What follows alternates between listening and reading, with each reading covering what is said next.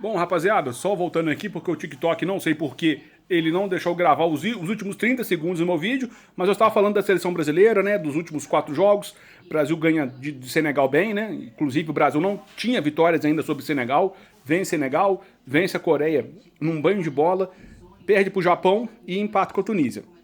E nesses jogos, né, oscilou, porque é normal, né, os jogadores brasileiros é uma geração muito inferior àquelas que nós estamos acostumados, né, aquelas lá do Ronaldo Fenômeno, Ronaldinho Gaúcho, Rivaldo, enfim, Cafu, Roberto Carlos, né, a safra atual é muito inferior, né, infelizmente, né, inclusive o Neymar, como o maior expoente dessa geração, provavelmente nem na Copa estará, então esse é o nível, não tem jeito, né.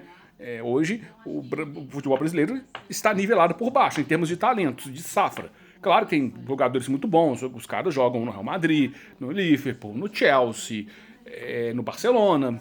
Nós não discutimos o currículo dos caras. O que nós discutimos é individualmente se eles podem render assim como os antecessores deles rendiam em seleção. E a resposta é não, não vão render. Então por isso o trabalho do Ancelotti é importante para ajeitar, para refinar, para concatenar esses jogadores que são bons individualmente, mas em conjunto, na seleção brasileira ainda, devem muito. Mas aí eu estava ponderando aqui sobre os jogos do Brasil, né? O Brasil, beleza, ganhou bem do Senegal, ganhou bem da Coreia, perdeu para o Japão e empatou com a Tunísia.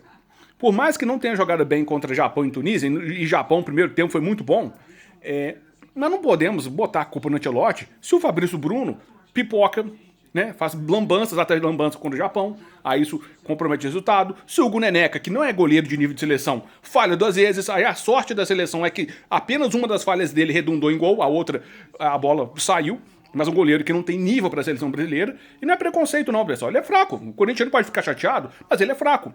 Até o pessoal estava ponderando que hoje é importante ter um goleiro com perfil de pegador de pênaltis. Porque hoje em dia é muito comum jogos irem para pênaltis. E lembrando que na próxima Copa temos 64 seleções, agora não sei o número não, mas é um número bem maior do que o anterior, então vamos ter uma fase a mais. Antes tínhamos a fase de grupos, 3 jogos, depois oitavas, quarta, semifinal e final. Agora vamos ter também a 16ª de final, que é uma fase anterior às oitavas e que é mata-mata também. E no mata-mata é muito, né, como geralmente tem seleções que se retrancam, que fecham, que fazem ali antijogo, catimba, enfim, sabem empurrar o jogo para a decisão por pênaltis, então é importante termos goleiros pegadores de pênaltis, coisa que o Brasil não tem. Aí sugeriu no Neneca. Não tem condição, pessoal. Uma coisa é pegar pênalti no Paulista, no Brasileiro, contra o Mirassol, contra o Ceará. Copa é outro, tá? O nível dos batedores, o nível dos jogadores, o nível da competição é outro. Não dá pra Neneca ser jogador de seleção brasileira. Não dá, ele não tem nível pra isso. Ele pode, de repente, melhorar muito, começar a pegar muito, evoluir muito e chegar nesse nível. Pode sim, até torço para isso, mas de momento ele não é goleiro de seleção. Vocês veem aí, vejam aí que, aliás, dos que estão sendo convocados, é só o Alisson, tá? É só o Alisson e o Ederson que são no nível de seleção, e os dois não estão nos seus melhores momentos de carreira. Para vocês verem como esse nível de seleção é exigente, é alto, é difícil. Né, Bento, fraquíssimo, não sei, estou dizendo para a seleção brasileira, né, pessoal? Não estou falando para clube, estou falando para a seleção brasileira que vai disputar a Copa do Mundo. Bento não dá.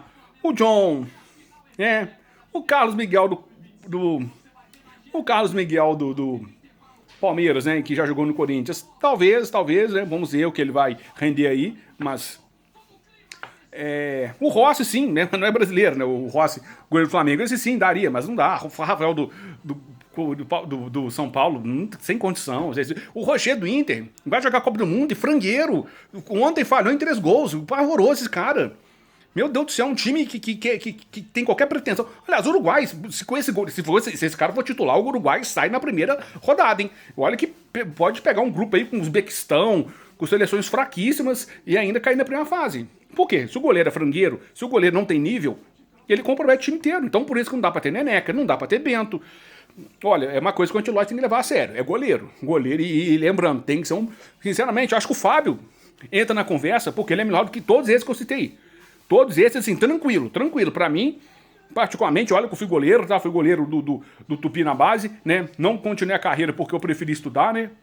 Na vida nós temos que ter prioridades, então fui estudar jornalismo, estudar letras, e não seguir com futebol, né?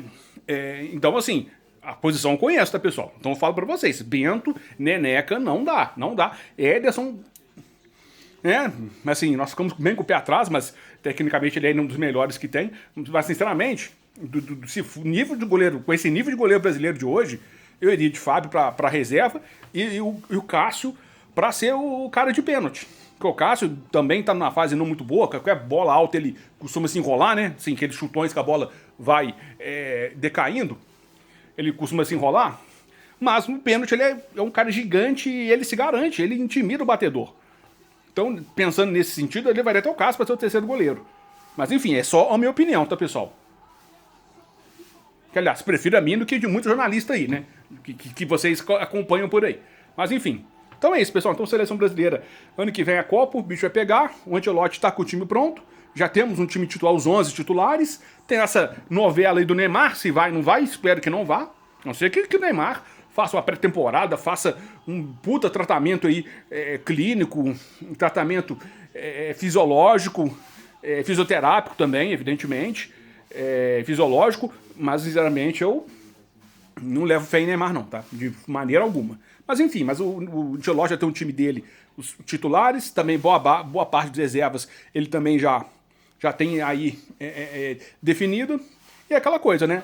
Dos jogos, o Brasil ganhou 2, perdeu um, empatou outro. E o que perdeu e empatou, ele não tem culpa do Fabrício Bruno ter pipocado, ele não tem culpa do Neneca ser frangueiro, quer dizer, a culpa é ter levado o Neneca, né? Pelo amor de Deus.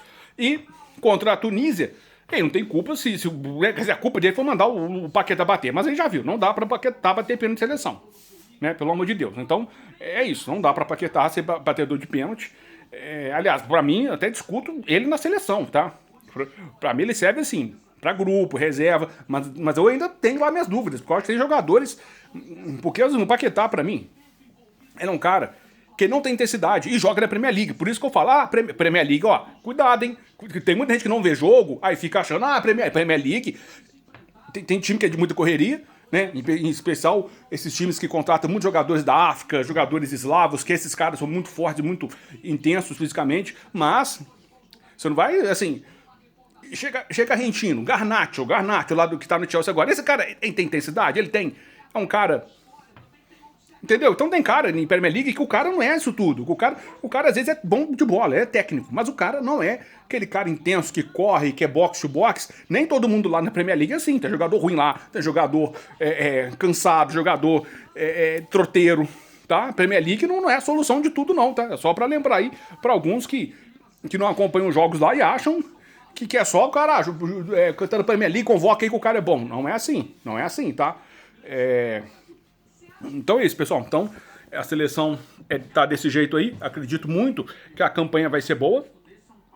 Francamente falando, eu não acredito ainda em título, tá? Vamos ver aí o que o Brasil arruma nesses próximos jogos aí. Mas eu acredito que pelo menos uma semifinal bata. E outra coisa também, fiquem de olho em Marrocos, tá? Seleção marroquina, hein? Se essa seleção, eu tô desconfiado que vai chegar na final, tá? Porque os caras já bateram 4º lugar no último Mundial, ganharam, se não me engano, o Sub-20, né? O Mundial Sub-20, e ganharam e classificaram para a Copa lá nas eliminatórias deles invictos. Então, assim, eles têm um time base bom, eles têm uma geração de baixo chegando agora boa também, que vai render bons jogadores pro time principal e um trabalho construído da última Copa para essa. Então, fiquem ligados, tá? Quando o Marrocos bater em final lá, vocês vão lembrar, o Daniel Ban falou lá no Cascateiros isso aí, tá? Então é isso aí, turma. Fiquem de olho aí, estamos de volta. Vamos seguir agora com mais frequência aí, conversando com vocês sobre tudo aí do nosso planeta bola, tá bom, turma? Então é isso aí, Cascateiros, meus bons de bola. Grande abraço, hein? Tamo junto.